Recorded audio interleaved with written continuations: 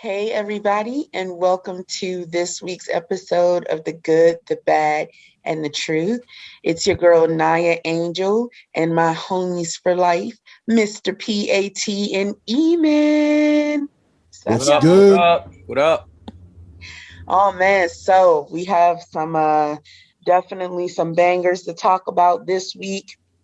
A lot of stuff going on in these last few days, a lot of activity, a lot of very pertinent to our community discussions. And to start it off, we're going to start with my guy, Uncle Shannon Sharpe. So, as you all know, and for our listeners who don't know, Shannon Sharpe is a sports commentator on the Fox show Undisputed.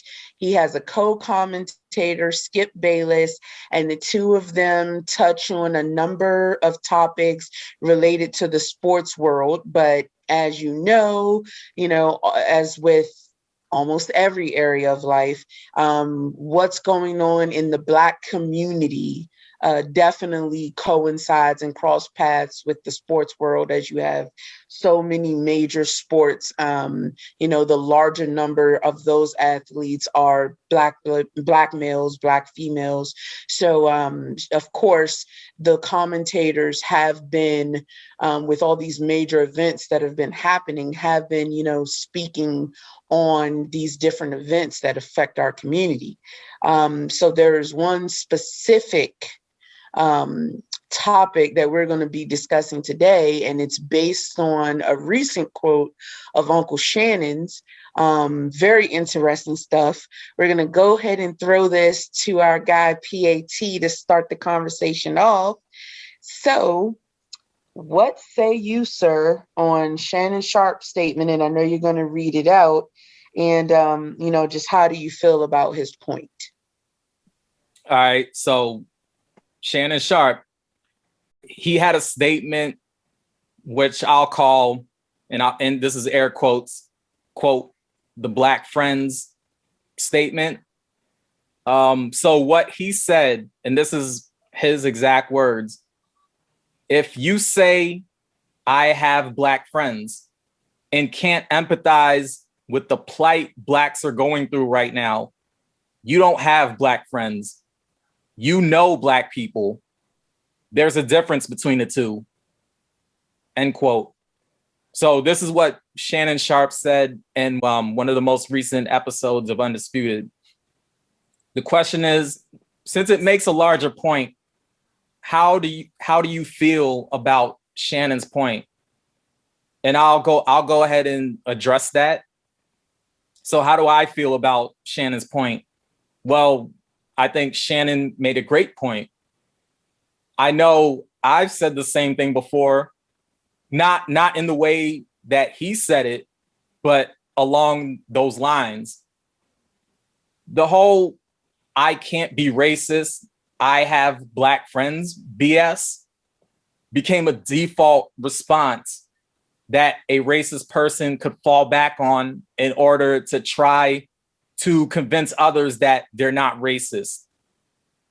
And this might sound a little contradictory, but racist people actually do have Black friends, quote unquote, Black friends.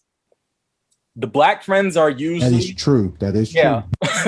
The Black friends that racist people do have are usually docile and timid, and they're just not outspoken. The Black friends they do have usually make excuses for their white friends' racism. The Black friends that they do have are really just that white person's, what I call a good pet Negro. That's what these so-called Black friends are. They're really That's just a really interesting, that's a really interesting term. Yeah. Say it again. Say it again. Say it again so all our listeners can hear that. Yeah, I'm gonna just say it straight up. The so-called Black friends that these these racist people have are basically like their good pet Negroes. Good really, pet Negro. yeah, I'm gonna start using that. Good pet Negro. Mm-hmm. yeah. That's what they are. I mean, I'm gonna just say it straight out. Like, they're just good pet Negroes. They're really, really, they're a tool of deflection. I'll just put it like that. They're a tool of deflection because the way I see it, the racist / white supremacist has mastered the art of deflection. And in order to deflect from the fact that they're racist, they'll fall back on the good pet Negro, their black friend that they do have. But the pet Negro. But I'll switch it up a little bit. But the ones who claim to have black friends really just mean that they know black people. And this goes more to Shannon's point. That's what some of these people mean when they say I have a black friend or I have black friends. Really, what they're saying is they know black people. They really just mean that they know a black person or black persons at their job. They really mean they know of black people, but those black people that they know of or that they're acquainted with are not really their friends. Because the way I look at it, if a black person is really their friend, there wouldn't even need to be a quote black friend label. If a black person is really their friend, then they would just be a friend and not simply the black friend. Mm-hmm.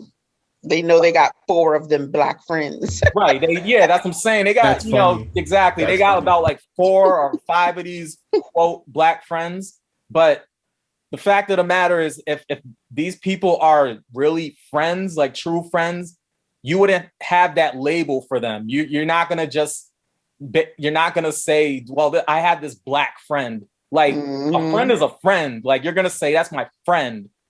And the thing is, white people and black people can actually be genuine friends. I really believe that.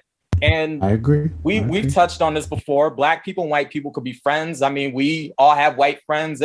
There's no issue there. But a lot of friends who are all different, like, creeds. Right, different races. And whether it be Asian, Latino, like, So it's, different races of people being friends with one another. That's not the issue here. For anybody out there who could get this misconstrued or if they get confused or whatever, that's not what I'm saying. We're addressing the racist white people who fall back on the quote, I have black friends argument. So just like I said, white people and black people can actually be genuine friends. However, the white person in that friendship would have to empathize with the plight of black people. So they can't be on that all lives matter nonsense. They, if their black friend or if their friend who happens to be black says Black Lives Matter, the response can't be all lives matter. That white person would know that is not the response. Would Blue Lives Matter fall on that too? And all the other ones they keep talking about? I'm sorry, say it again. I would say, don't you think like the whole Blue Lives Matter and all the other ones that they start putting that, all dogs matter, all cats matter. Now everyone's, using the same phrase and just putting something different in front of it. That's all I'm saying. Right. Yeah. And it actually kind of goes into I guess, a slightly different point. And I'm going to pivot a little bit, but come right back. But, like this whole thing with Stop Asian Hate. So I don't know if y'all noticed, but you're not seeing Stop All Hate. So we're seeing the hashtag Stop Asian Hate, right, but we're not seeing a response to that where people are saying Stop All Hate. So to go back to the point of what Shannon Sharpe said and what I'm saying, when a white person hears Black Lives Matter, there shouldn't be a all lives matter response. Now, I'm going to expect that response from a racist, you know, because that's standard OP for them. I'm gonna expect that from the white supremacist because that is standard OP for them. But for a white person who says that they have friends who are black, yeah, that shouldn't be the response. That white person who has friends who happen to be black would have to be counter racist, not just in their words, but in their actions. If that white person doesn't embody that, then they're really not friends with black people. At best, they're able to tolerate the company of black people. And at worst, they're using black people as a way to show others that they're not racist. So this goes back into my point of they just use them as a tool of deflection.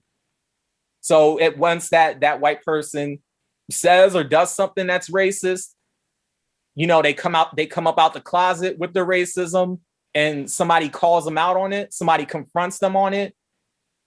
If their response is, oh no, I can't be racist, I have black friends, we know that's a bunch of BS. And the fact of the matter is it's a tool of deflection. So I agree wholeheartedly with what Shannon Sharpe said. I agree with that point because I know he said more, but we're addressing that particular point, and I do agree with that. Absolutely, absolutely. Yes, sir. And what say you, E-Man? All right. So seems like we heard a dog in there. Almost sound like DMX. That got me Yeah, barking. my bad. That was my puppy's tribute to Rest in Peace, Darwin X. All right. Hey, we won't keep barking every single time though. But yeah. But Shannon Sharpe. So, you know, there's many things. I'm gonna drift off a little bit and I'm gonna drift back in. But you know, it's very interesting because, you know, I think he was on First Take. I'm not too sure. But that's, you know, that's what I think when I first saw those two actually talking, but that must have been Undisputed. I don't know. But just, you know, hearing Shannon Sharpe speak, you know, now when he first started, I mean, I'm very shocked how these networks let, you know, Shannon Sharpe speak, you know, not just on his views, but just how passionate he is, you know, on these type of topics. With Skip Bayless, you know, being there, you know, it's just very interesting to me. That's the first thing. But, you know, going back what Shannon said about white Europeans say, like, oh yeah, you know, I got black friends. You know, I see it as a defense mechanism, you know, because anytime when you have to speak on something, you know, of ownership, you know, to somebody else, you know, you're trying to shoot it with validation. And when you're trying to shoot anything with validation, you're trying to make sure that they know, no matter what, that they know that you have of something, you know? And that's when I hear that, and that's where I keep hearing that phrase. It's about seeking the validation of, you know, oh, I got this, you know? It is of possession, you know? So that's every time when I hear someone say that, it seems like, oh, so you telling me you got like, you know, 4 or 5 black friends in your pocket and they just hiding in there? Because that's what it seems like, you know? Because you're validating, you know, that I have, you know, black friends. And that's every time that's what I hear. So going and just when, you know, Shannon said, like, this is not the issue, it's not the problem, it's a sickness that we have allowed that become issues and become problems, you know. And once we start accepting things, you know, we have now manifested that it is true and we're going to go with it. And that's the huge issues that we have today with this whole, like, you know, situation. You know, I definitely agree what he said, like, because that's not just a thing that's been going on for, like, you know, a few years. It's been going on for quite some time. This is, and And what I mean by that you can see it, you can find certain movies that they do this in. And this is where people seek that validation, you know? You know? Just because you have one doesn't mean, you know, everything's cool and great, because everyone is different, you know? Like everyone's different. And because everyone's different, you can't just say like, okay, cool, I got black friends, you know? Go say that around people that actually, you know, are in different areas where they don't see much white people throughout their own lives, you know? And I don't even know why somebody will have that audacity to say something like that, you know? Because for me, I don't go around and be like, oh, I got like white friends, or like, oh, I got like Asian friends, or like, oh, I got like, you know, like Indian friends. You know, I see people as people, you know? And that's the only way how I see people. No matter what you look like, you know? There's ignorance all over the place. There's black ignorance, there's white ignorance, there's Asian ignorance, and there's also Indian ignorance. There's a lot of ignorant people out here in the world, you know? And that's an ignorant statement to say. And people who agree with saying stuff like that, you're definitely ignorant, you know? And if sorry about that, let me catch my breath. But if we keep continuing this weird spectrum about these silly, and I like to say construct, but all these silly things, you know, we're not gonna just move, we're not gonna move together as people. People are gonna still keep this whole hate thing going on. But you know, like my man PAT said, you know, you guys keep talking about Asian hate, but you're not talking about hate, you know? See, we keep putting these narratives and focusing on one person or one group or one thing, you know? But there's so much hate in the world. And those are the issues, you know? Well, real quick, just to address that whole stop Asian hate hashtag or the phrase. So I don't have a problem with that phrase. I brought that up because what's happening is you're not seeing stop all hate in response to it. Just like when people say Black Lives Matter, you're seeing all lives matter. Anytime people bring up Black Lives Matter, the response is all lives matter. Mm-hmm. So that same energy is not given to the Asians when you know, where we hear stop Asian hate. And I just think it's interesting. That's the reason why I brought it up. But phrases like stop Asian hate, Black Lives Matter, like those aren't problematic statements. I mean, people should know what they mean. You know, it's just like when people bring up breast cancer, you know, you don't hear the response, all cancers matter. Right now, breast cancer is being addressed. So there is breast cancer awareness. So that's what that means. It doesn't mean that all other cancers don't matter. So that's the reason. That's pretty much why I brought that up, because when we hear the stop Asian hate, you don't hear stop all hate. But when people say Black Lives Matter, we hear all lives matter.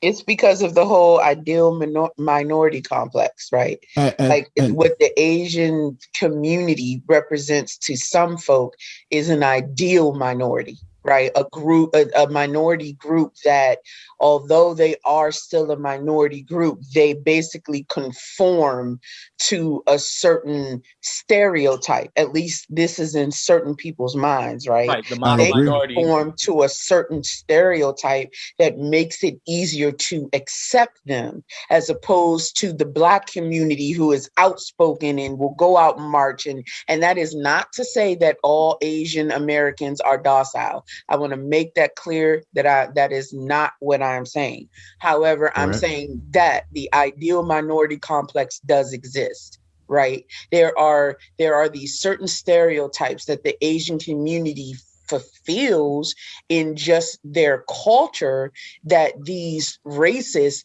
take as an easier pill to swallow, for lack of a better term.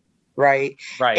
And as a result of that, some folks within that Asian community actually start to believe that shit. Right. They start looking at us as if we're inferior and forget that we're all minorities. And at the end of the day, jolly green giant white man in the government gonna do what he has to do to eradicate any of us if we posed a serious threat to him. Like, Yeah. that's what's, and excuse me for being so raw, y'all, You but I good. You knew going this on, man? episode was going to be very raw for me because I've been waiting to speak on some of these subjects. That's what we're really talking about when we're saying, where is the same energy when we're talking about Black Lives Matter from the Asian community? We as minority groups have to stand up at all times, not just when it's convenient. When it's convenient, that's when you see the Asian community, or let me say some of the Asian community or other communities step up because someone in their group has been affected. Yet Black people are quick to come to the aid, and I'm going to say cape, for lack of a better term, cape for the Asian community, cape for the Muslim community, cape for, yes, we are all minorities and we're all supposed to be standing together at a time one of us is affected. It's all for one, one for all. It's not supposed to be convenient, right? It's not supposed to be, this is the convenient moment. So those are my thoughts. It's the ideal minority conformity. It's you're making perfect sense because everything's done by conveniency. That's it seems like that's what everybody wants to move and how everyone feels comfortable with. So once you feel comfortable, you find that spot and you don't want to move. And once you don't want to move, and they put you, a place, just like when you go to sleep, when you find that right spot, and then you have your pillow, you got your covers, and once you find that perfect spot, your eyes closed, and then you at rest. It's the whole thing. Because once you get a seat at the table, and when I talked about this, I think in one of our episodes, but once you have a seat at the table, when everyone gets at that table, and every time, and I'm gonna use a really good analogy, when you go to dinner, everyone gets that seat at the table, and people sit at certain spots, and you can see, the head's always up on top, and then you have, the other head on the other side on the outside table, then you have everyone on the outside, So when you're on the outside, you're basically having a seat at the table, you can grab what's in front of you, but you can't grab everything that's on the outside, because the people on the outside can stand up and do whatever they want. See, when you guys are like sitting all close together, you're all smushed in. So that's the analogy I want to bring up, because majority of them sit at the tables. Like many, white Europeans don't have an issues with Asian people. They don't have an issue with, Indian people, because they feel safe around them. So they'll let them have that seat at the table, But once you become a threat, to anything, this goes for anybody, you don't want them at that table anymore, you're going to kick them out, for being disrespectful, you're going to kick them out because you feel like, your hierarchy is being attacked, and that's the only thing you can do. So it's a defense mechanism, and that's what it is for everything, because once you feel something and you know what you are, you're going to do it.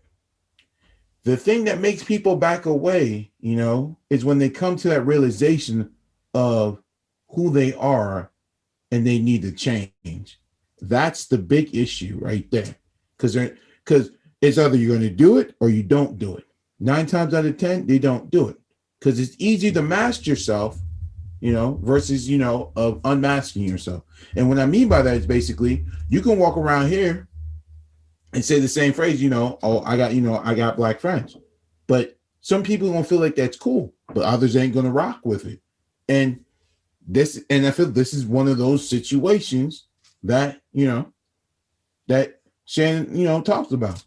Because for him to say that, you know, I'm thinking there'll be some type of uproar, you know, so people can check themselves. But many people don't know how to check themselves.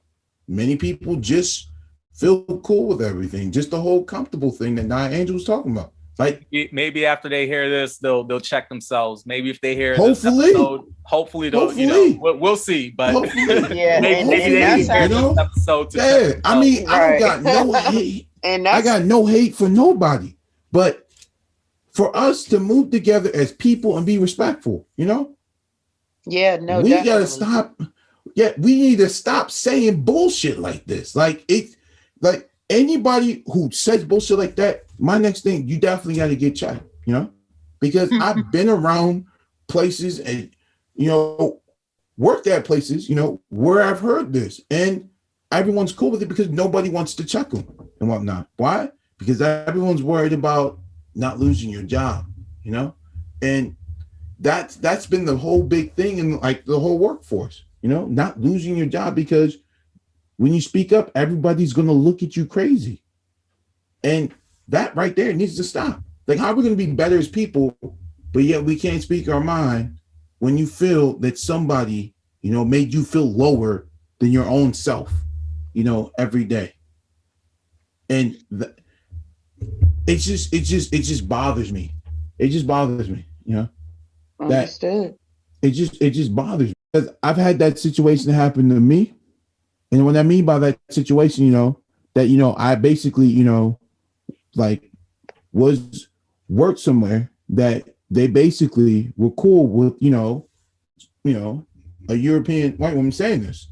And I looked at everybody and I was like, yo, but nobody checked her and whatnot because they knew, you know, that would have been their job and whatnot. And I'm not saying it's not a bad thing.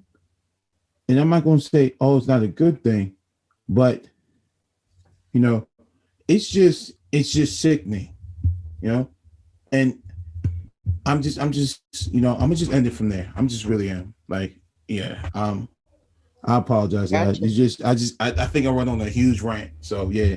No, you're fine. No worries, sir. I actually, I think that you and, you know, Pat hit the nail on the head with a lot of things in regards to this topic, because for me it's quite simple, right? The message that Shannon was trying to send is that for those of you who are claiming I can't be racist while you sit idly by and watch things happening because you claim you have Black friends, you are a part of the problem.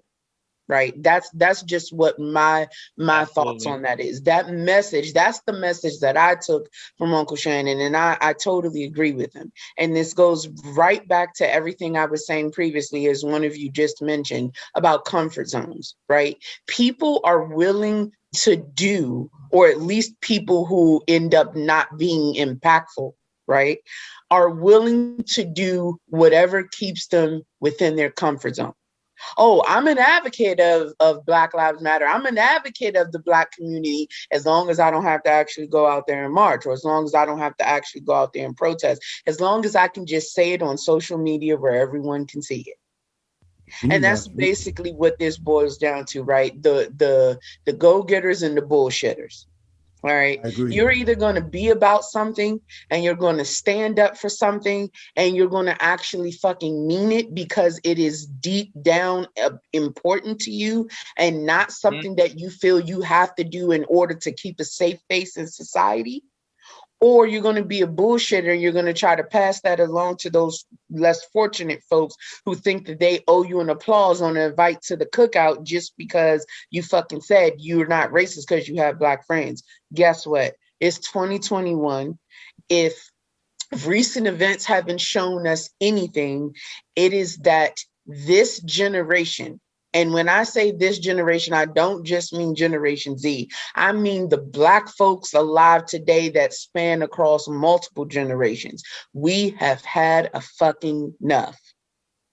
And now we are expecting what we should have expected from decent human beings hundreds of years ago, where when you see wrong, When you see injustice, regardless of the color of that person's skin or yours, you step up and do the right fucking thing. You can't rest on your laurels of, I have Black friends, I have Asian friends, I have Spanish friends, I can't be racist. Yeah, the fuck you can. Not only can you be racist, but you're lazy. And because you are not truly passionate about the fact that our rights are being stomped on and are being ignored, and that if you truly cared for us, you could not sit idly and comfortably by and do nothing about it. I'm talking to you. And you're gonna have to forgive me, fans, but this episode, I had to get raw, because I've been waiting for these particular topics. I'm talking to you. Because you know what? I have real friends. I have real friends of every culture, race, creed, minority group, and they show me every single day with action, not with talk, with action, that they are for equality for all people. They're not going to sit back in their comfort zone and let shit fly. I'm talking about the Jane Fondas of the world, right? I don't even know who I'm talking about those folks who are out there putting their money where their mouth is. That's what we appreciate. Miss me with the bullshit. I don't care if you have 3.5 friends, 3.5 Black friends. I don't care. If you say that to me, I'm going to give you a certain look that's going to tell you exactly what you could do with your 3.5 docile Black friends. 3.5 though? Where that half coming from? 3.5. That's because, they know an exact number. It's fucking, I have 3.175 Black friends. That's true though. They'll be like, oh, well, I have 5 Black friends.